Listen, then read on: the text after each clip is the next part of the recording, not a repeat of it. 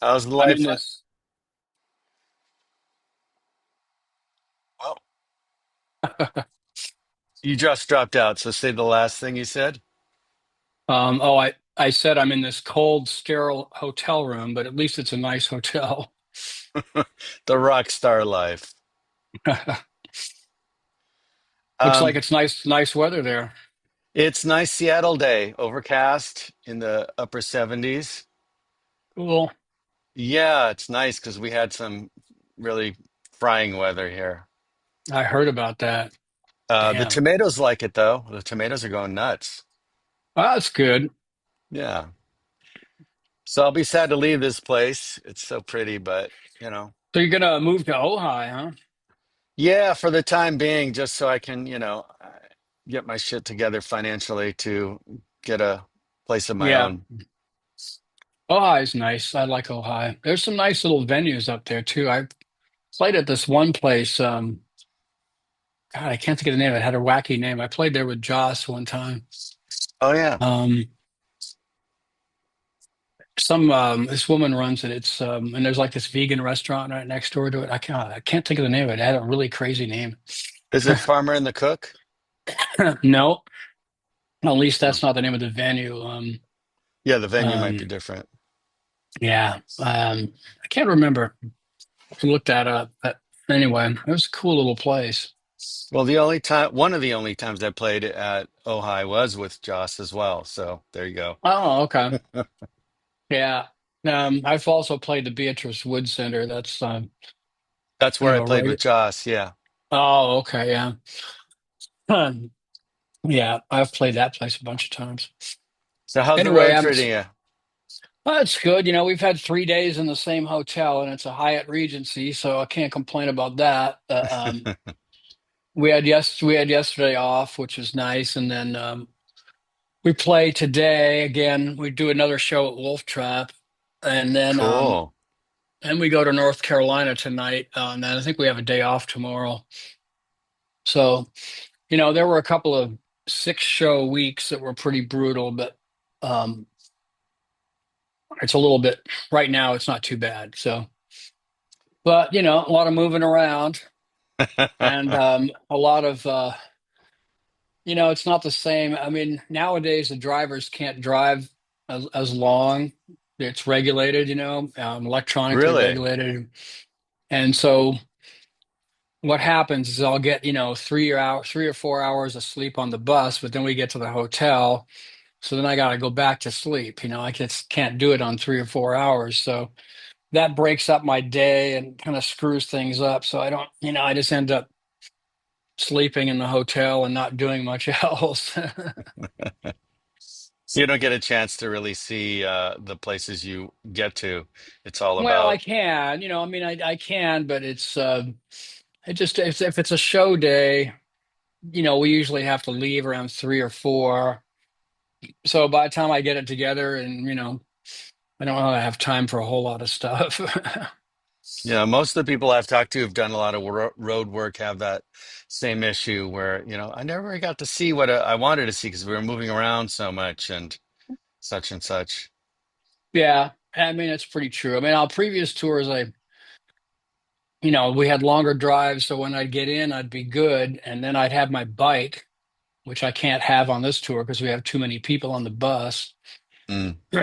So I don't have my bike, and that was it gave me a lot of freedom, to see a lot more stuff with the bike. Unfortunately, it's just no room on the bus for it. So Yeah. yeah. So it's just Otherwise, I like, mean, otherwise everything's fine. I mean, the shows are pretty much all sold out, and that's so big cool. crowds, and I've been can't complain enjoying about seeing that. I've been enjoying seeing your travelogue that you're doing. Not quite the travelogue we did, but it's cool to see you going across the map and having these wonderful gigs at Madison Square Gardens and Wolf Trap and places like that. So it's cool. Yeah, I always try and, post pictures and videos and stuff of that. It's fun. Also, it's a good place to store them just because, I can go back and sometimes one of those things will pop up from 5 years ago, and it's like, oh yeah, I remember doing that. But yeah, this tour has been very successful, and um, pretty much every show is sold out. I mean, there's not many. There's might be a few that weren't sold out, but there's not many. And because of the nature of what Al does, you get a wide variety of music you get to play during a gig. Yeah, I mean, it's all over the map. I mean, it's from like Green Day to polka. I mean, it's kind of Well, like Green Day really is polka anyway, if you really think about it. yeah, it's just kind of all over the map. But musically, yeah, musically it's fun. I mean, um there's a lot of video content, so a lot of stuff is synced to video screens. So we have three video screens. We have a big one behind us and then one on each side. And there's camera people out there and there's so the video experience is real big. So a lot of stuff is tied to the video, meaning that there's, clicks and, things that we have to play in sync to the video with. But but it's real smooth. I mean, it's a smooth, a pretty smooth show. It's technically, um, Al makes the opening song. Al is off stage. Sometimes he's out on the street or something, but he's being followed by a camera crew. And then, right towards the end of the song, he makes his appearance down the aisle of the venue, and people freak out. It's like a big um, reveal, sort of, because they're just seeing him on the screen, and all of a sudden there he is in the venue. So That's cool. that's how the show opens, and it's very exciting. But yeah, we've played, Red Rocks, I think was one of the top ones. Red Rocks is I've played there before. It's just incredible venue. What you see from the stage is just amazing because you're just looking at a sea of people and all these big red rocks on either side. It's like a Wow. natural amphitheater. So it's from the stage, it's just spectacular. And we played there back in pre-COVID we did a big tour we had an orchestra every night. On that particular one, we had the Colorado Symphony. So we had a Oh, wow. 70-piece orchestra behind it, with their conductor and oh my God, it was insane. But that's one of my favorites. And we had never played Madison Square Garden, so that was a complete first. Um, and that was a great show, sold out, and the crowd was just phew, insane. They were so into it. Um, I'd say the only other crowd that had more energy maybe been Toronto. We played this place called Budweiser Stage. It's another amphitheater, um, and it was just a roar. I mean, at one point, the sound guy said that the sound of the audience was louder than the PA. It was like 5 or 10 dB louder than the PA. It's like a Beatles gig. That was unbelievable. I could not believe it. And Al has this parody. We do it in a medley of uh, Green Day, American Idiot, but it's Canadian Idiot, which is funny because it makes fun of Canada, but it also talks about all the good things about Canada. So when we launched into that in in medley, they just went, the roar was so big I could hardly hear what I was playing. How And cool. I'm wearing in-ear Yeah. monitors too, and it's like, holy shit. It's just this big roar. But Madison Square Gardens was like that too. It was really ultra enthusiastic and we go there and they have this like red carpet, custom on red carpet that says, Weird Al sold out and, all this stuff. And they made us these like custom pillows for the bus, that with the, I saw your you post know, about that. That's so cool. and, they have all these custom made, like, I guess they're 3D printed cookies we have in the dressing room. I think the promoter does that, Live Nation, because we get Wow. a lot of these different ones in the different dressing rooms that are like these printed, custom cookies and stuff. Very cool. Yeah, so So are you I guys guess these coming are to LA at all? Yeah, I think it's August we're playing the Forum actually, which is Cool. another first. Never played the Forum before. Um, Wow. I've never played any of those places. we've played, in LA, we've played the Greek Theater many times. We played the Hollywood Bowl 2 nights in a row once and with the orchestra, and then I think we played the Wiltern and I don't know, a bunch of other venues in LA. But I can't think of some of the other ones, but definitely the Greek Theater. I've played there like maybe 4 times. The That's a very great venue. the very first concert I went to, proper concert I went to was at the Forum to see Creedence back in Hmm. 1970. So I have fond memories of the Forum. I haven't been there for years. I can't even think of who I went to see there, but it was, I think it might have been, Danny Elfman used to do this Halloween special at the Hollywood Bowl, Yeah. and then I saw it at the Hollywood Bowl, but I think the next year they moved it to the Forum. I think I remember seeing that a few years ago at the Forum. For some reason, it wasn't at the Hollywood Bowl, but and Al was in the show. He had some kind of something to do in the show. I can't remember why, but Al was actually on the Colbert Show last night. Well, Um, wow, I have to go watch that. well, it was very unusual and it was really interesting. He came out with Lin-Manuel Miranda, who's a good friend of his. Oh yeah. Lin-Manuel he was at one of our shows the other night. And so Stephen Colbert welcomes them on there and says, "Well, what are you guys going to play?" And Al goes, "We're going to do a Coldplay song." And Stephen goes, "Oh, you're going to, change the lyrics?" And Al's like, "Well, no, we're not going to change it. It's funny enough as it is." But, but, so they start, vamping on, um, the track and, Rule the World, that song. And, what it was all about was, Lin-Manuel says, well, let's not focus on us. Let's just show the joy of the audience. So they start zooming in, and of course, there's Fallon, and so all these cameos of all these John Stewart and everybody who might get kicked off of television because of Trump, are all there. So it was all about. It was just about them, showing them in the audience, and it had, tons of people, and it was just all these cameos. So it had nothing to do with the music, really. It was just focusing on the cameos of all these people who were, who maybe kicked off a TV before too long. That's classic. That's great. I have to Yeah. watch that. Definitely watching that. A Okay. few years ago, Al was on with Lin-Manuel Miranda, and Al had done, Al had done a polka medley of Hamilton, the Hamilton polka. So all the songs from Hamilton.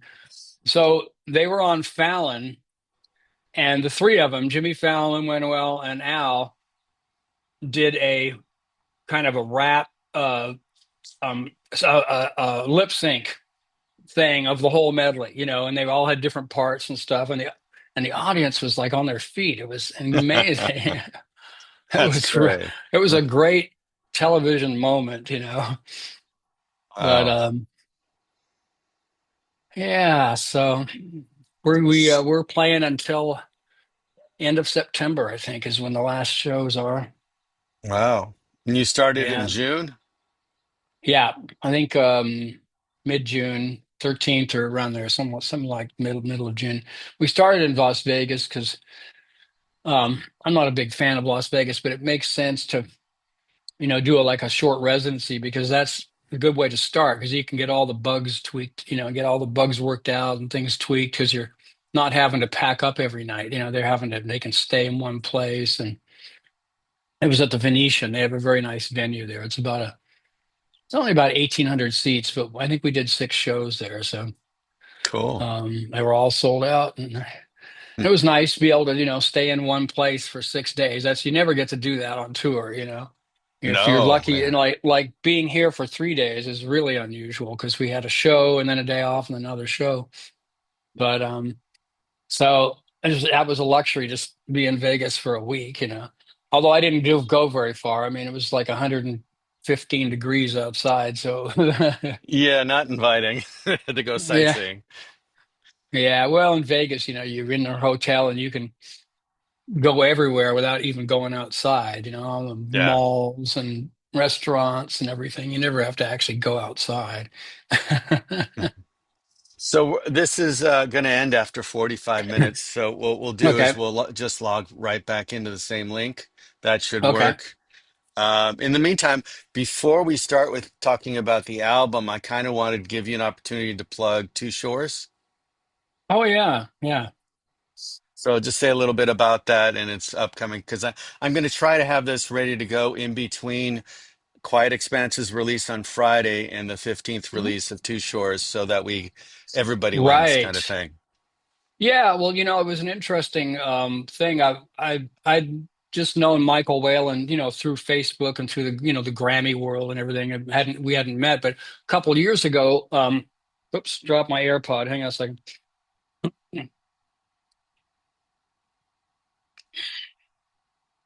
I'll start that over. Um, yeah, I had known Michael Whalen just through Facebook and the Grammy world, and we eventually met in person at the NAMM show a couple of years ago. Um, he was working with a company, demoing a keyboard or Casio, something right? product. I think it was Casio, yeah. Yeah, I missed And him at that. yeah, and we were talking. He was like, "Hey, we should do a song together." And I said, "Yeah, let's do that." And so, he sent me something, and I put some guitar on it, and I was like, "Oh, that's pretty darn good. Let's do another one." Yeah, and then you know how it goes, and then all of a sudden it's a whole album. But it was fun because I had a number of different ideas, some pre-existing ideas and some new ideas. So I'd record some stuff, much like the way we worked. I'd record some things, send to him. He'd record some things and send to me. Um, and it was convenient because I think he started off as a drummer. Yeah, no, he did. Both of us And did. yeah, and so he played besides keyboards, he played all the drums and percussion. Then I just played the guitars and bass. So it was just the two of us. We didn't really have to. We talked about maybe bringing in some other people. I thought, well, I don't know. We can kind of do it all ourselves. Why not? Right. So so yeah, it's nice, and he mixed everything and he did a nice job. It sounds real smooth, and he's he's got a lot of far-reaching sort of tentacles into the music business through different things that he does. I know he's done a lot of music for TV and stuff like that, and so. But it was fun. And when I was in New York in March to work on this Broadway production, so I stayed an extra few days, extra couple of days, and then I went out to his place and we shot some little interview things and some stuff for a music video and took some pictures and you know just for a couple of days did some stuff like that since I was already there in New York. He lives Yeah. pretty close by, but Yeah. he's got a lovely place. I can't think of the name of the area, but it's right on the water. I know he And posts these great pictures all the time of these sunsets. It's just yeah, stunning. he's right on the water, and it was real convenient from where I was. I just went to there's a like a ferry, that goes. I just went out and took an Uber to this ferry, and it just went right down the river, and he picked me up at the ferry stop. It was very Cool. convenient. Yeah. So that was fun. And yeah, so that comes out August 15th. And I think there's already a video that's out right now and a couple, a few promo clips and stuff that are circulating around. So But contrast work. You've done albums with Ken Emerson, two albums with Josh, two albums with me. Contrast working with a keyboard player versus these other guys that you've done albums with. yeah, it is quite different because of course, just keyboard is such a different instrument, the different tonalities. But what I like about Michael's stuff is he doesn't lean too heavy into jazz or anything like that. It kind of fits what I do. So it would be very easy. A lot of keyboardists might be going in one direction, whether it's prog rock or classical rock or jazz or things like that. Sometimes it's um, very defined, and kind of would be kind of hard for me to to lock into. But with his style is sort of it doesn't really lean too heavily into those genres. It's kind of right down the middle, and it's very appealing. I mean, there's jazz elements, there's sort of there's other elements like that, but I don't know. It just seemed to be complementary. And with the other albums, of course, you're talking about other guitarists, so that's very natural and easy for me to do. Different ways of working. With Joss's record, we would with the records I've done with Joss, we always get together in person and come up with the ideas, and then we'll I'll put down like a basic guide track, and then he'll record his parts, percussion, tabla, or what, ngoni, things like that. I'll get his parts recorded, and we might do 2 or 3 songs in a day like that, and then on my own time, then I'll go in and re-record the guitars and overdubs and add this and that and mix them and things like that. And similar way with Ken Emerson stuff. I had him over and record some basic things, and then I just go and do all the tweaking and overdubbing and stuff like that. It's funny because I thought that's how we'd end up working. Because I came over that first day, we recorded the first song, Yeah, and that was it. That was like last time yeah, we were in the same room with guitars and microphones. yeah, There's a yeah, few yeah. times we've been together with guitars, but not with microphones. And it Well, seemed it's to work. interesting. Yeah, It seemed to work yeah, really well to go back and forth. So like you would give me an idea or I would give you an idea and we'd kind of sit with it and gestate around it and then send it back to the other and then it would come back as something completely, altered in a way that, each time we send it back, we feel like we're getting a fresh tune or at least a fresh look at a tune. yeah, And I yeah. think that's a lot of fun to be working that way. Yeah, there's a Um, lot of nice surprises in that, because yeah. you're not there when the other person's doing their part, so you're not really putting any input into it. So it's kind of like a No. surprise. Yeah, A pleasant surprise yeah, 99.9% of the time. yeah. Um, And so there's different ways of working, and sometimes one way works better than the other. It just depends. I've done projects that are recorded completely live in the studio. I mean, not many, these days, but you were telling me about that project you did where with all the who was it? The pedal steel guy. Uh, oh, well, I did a retro Hawaiian project once with people with Ken Emerson, Dean Parks, and people like that. That was right, all recorded. Yeah, that's what I recorded was thinking of. live at Yeah, A&M Studios. Yeah, how um, cool. yeah, it was all just us sitting in a circle and no headphones, just playing, just like you would in a jam situation, and we would just run each tune down 2 or 3 times and record, do a couple takes and move on. Very old school, but it was old school. But at the same time, they were recording in Atmos, so they had all these all kinds of crazy mics everywhere. But That's but yeah, hilarious. and to be in that classic studio at A&M, where you know how many records are so many Joni Mitchell records were done there. I know. I've only worked Oh yeah. there, I think, like once in my whole career. Yeah, that was a really iconic studio, and it's called Henson now, but it's Jim fantastic Henson. place.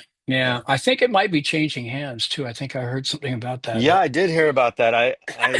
I can't remember who bought it, but I remember thinking it was probably a good thing.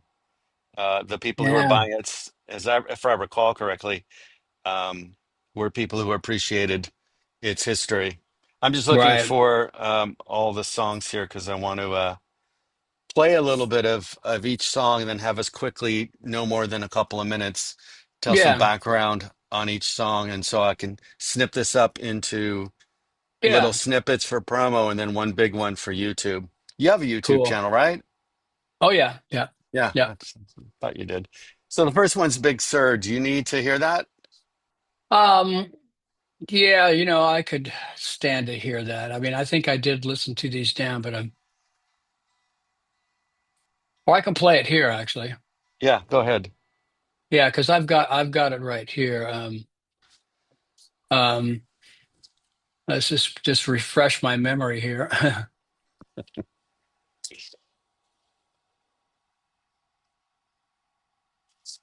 Just for everybody at home who haven't seen the cover, this is the cover. While you're looking for it. Yeah, I'm trying to remember how this one started. Was this one that you had started? I can't remember. No, this came out of another song. Remember, we had this was Oh, the right, bridge to I think Crystal right, River. I think that's right. That's and what it was. Yes. you had this beautiful section in the middle of the song, and I just went, well, that's cool. And then we talked about paring down each song to be less complicated, so it would be a little more mellow and spa like. Yeah, yeah. And I said, well, we have to lose the bridge, but I don't want to lose the bridge. It is gorgeous. So I took it and I said, hey, I'm going to do this. That's Hang right. tight. Yes.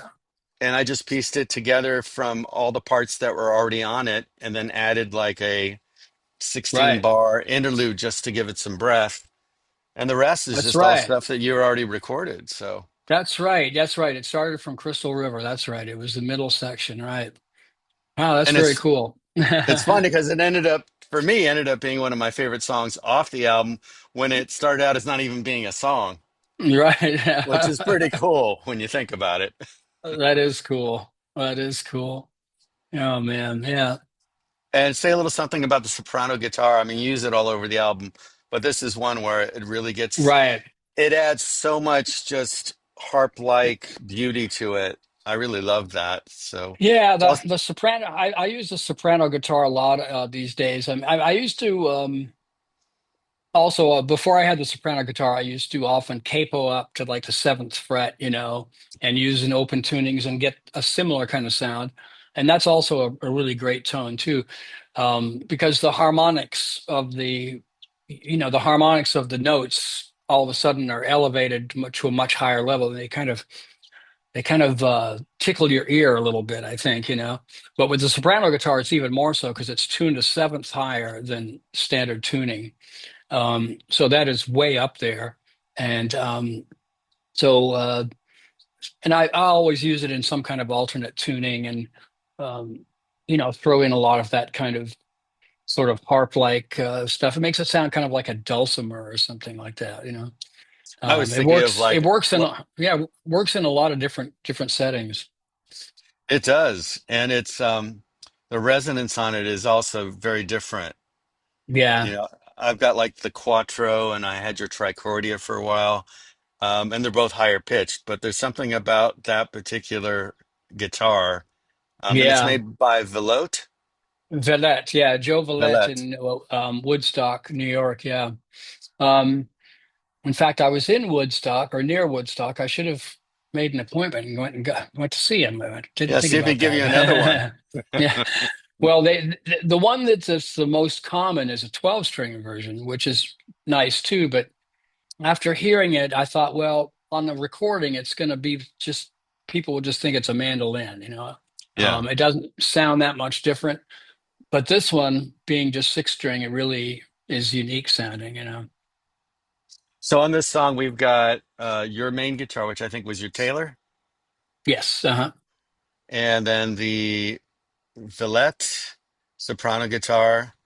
And then I added banjo, mandolin, fretless bass, and then I did I had that Harley Benton open tuned guitar for the interlude. And I think that's everything that's Right. on there. Oh, Yeah. there's some pads that just kind of tie it together. So Right. I'm gonna play it off camera Yeah. after and piece like so the intro, play Yeah. the piece like that. Yeah. So Perfect. uh, Yeah. All right. Well, we'll just move on and Isla Morada Sunset. Tell us about Isla Morada. well, it's actually pronounced Isla Morada, like Oh, that island, makes sense. Isla Morada. Yeah. Um, Españolo. yeah. Yeah. Um, let's see here. Let's just hear a little bit of it.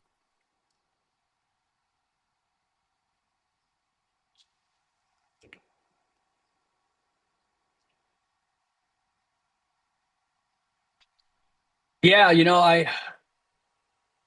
I've written so many pieces that I sometimes as I try to remember how they came about, Um, and oftentimes I don't have the information in front of me, but oftentimes it's something will be inspired by a certain tuning. I'll find a certain tuning that's really unusual, and um, and that will just inspire a song, And I can't think of what tuning this one is, but um, it might be a D minor, not seven tuning. I can't remember, but uh,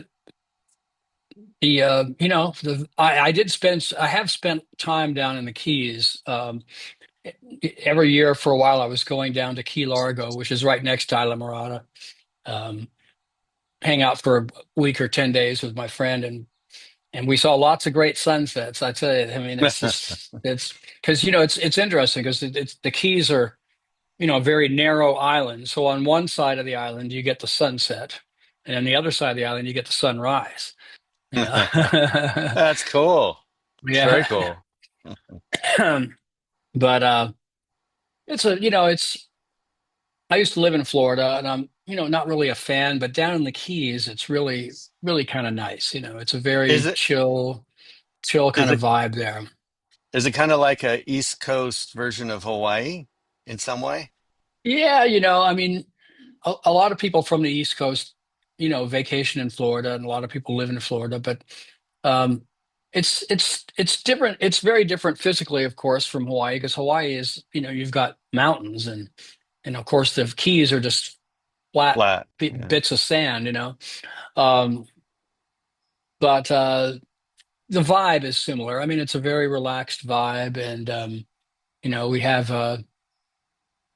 you go fishing during the day or snorkeling, and if you catch some fish, you can take it to the restaurant and they'll cook it up for you, and How you get your cool. get buy yourself a key lime pie to go with it, and you know, it's just a nice relaxed vibe down there, and it's I usually go in May or somewhere around May, but before hurricane season, I because should hope so. yeah, I think once you get into August and July, August, September, the weather is, they get a lot of thunderstorms in the afternoon and stuff like that. So, um, but the spring is kind of nice down there. So on this song you're playing, is that your Taylor again? I believe so. Yeah, I have three of those particular models, and there's two of them I use mostly, and it's one or the other, but I can't really remember which one it was. Usually, if I open up my recording file, it will say which one it was. But yeah, I lean on those guitars quite a lot. They're They're very just even guitars. They're very balanced. yeah, and they stay there, and the intonation is good. And I kind of like to have like a go-to setup where I don't have to do too much and think too much about the recording process because that can kind of get in the way of your creative process. So I have a couple of mics set up all the time. They're plugged in, everything's ready to go. So all I have to do is pick up the guitar and tune it and just, start doing it. So I try and make it so there's, less in the way of the creative process. It just to have the technical side really dialed in so I don't have to think about it. But sometimes it's fun to, get a different instrument and try different microphones, and I'll do that occasionally, especially like for overdubs and things. There's nothing But like having something that's turnkey because then there's nothing between the creativity and the recording process. right, exactly. With this setup, I mean the mics are right there. Everything's patched in the way I need. I just have to set up the file and then start playing. Now Groovy. there was one song I used a Loudon guitar on, and I can't remember which one it was now. When we go But over when we go over the tunes, you'll go, "Oh, that's the one." On the on this song, on the last album, I played, I think, all the nylon guitar.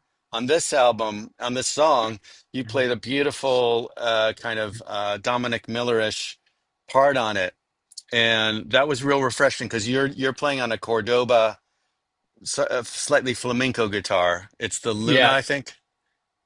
Cordoba, I think it's Black Luna or something like that. I have the same something. guitar. Yeah, yeah, yeah. Whatever that is, something like that. Yeah, it's So like when it's I like a more of a flamenco type guitar. Yeah. right, and this is one of the songs where you gave me, and I'm going, okay, this is finished. What am I going to do on this?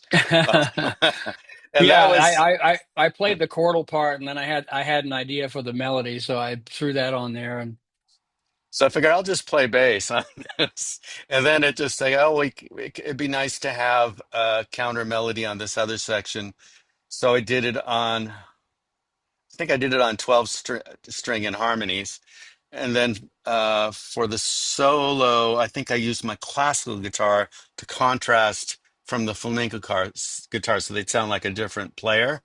hmm And that worked yeah, really nicely because then at the yeah, end, I do a harmony to your beautiful melody and the final chorus, and I think that worked really well. yeah. Yeah, it's a nice tune. It's just kind of captures that sunset vibe there, of down in the Keys. Yeah, cool.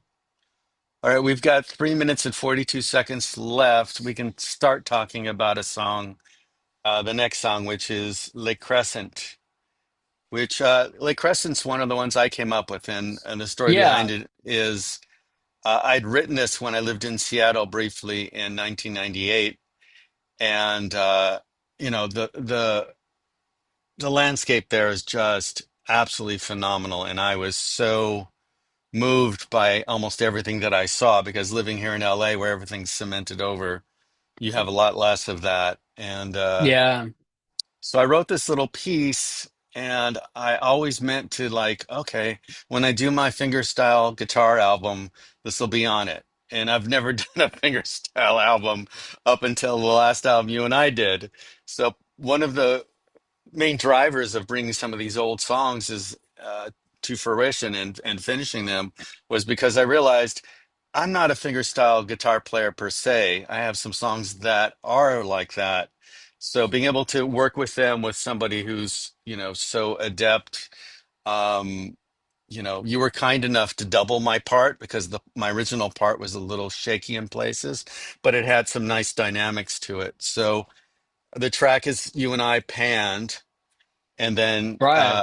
I overdubbed the bass, the synthesizer, and you did some soprano guitar, I believe.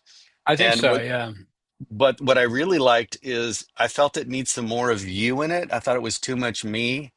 So the idea you had of bringing the Moog guitar was like, oh, that's really cool. that's right. That's right. I used the Moog guitar on that. Yeah, yeah. It's an interesting instrument. I've used it a lot of times in place of pads, like synth pads, but you can also use it melodically as well. It's an electromagnetic guitar, so it's not really a Right. synthesizer. It's just has these built-in electromagnets that excite the strings, and they all just start singing. It's kind of like an EBO, but on Yeah, steroids. yeah. An ebo is one note at a time, whereas this is the whole guitar can be, and there's a pedal that pans the power, electromagnetic power between the two different pickups. So as you sweep that, you get different harmonics and different things ringing out. So there's this kind of randomness to it that's really cool. Yeah, it's Yeah. super, super lovely, and it really added just a mysticism to it. Which, if you've been to Lake Crescent, yeah, uh, Yeah, I know. I it know. has I that. sent you a picture of it. Yeah, I actually Yeah, swam in Lake Crescent. Yeah, that's it so was nice and cool. cold. I imagine. All right, we're just about out of time here, so it should let us right back in. But one time I did it, it made me wait 10 minutes. Okay. So if that's the Just to let you know, I have to leave here at 3 my time, so I need about 10 minutes to pack up. So I so would have to stop at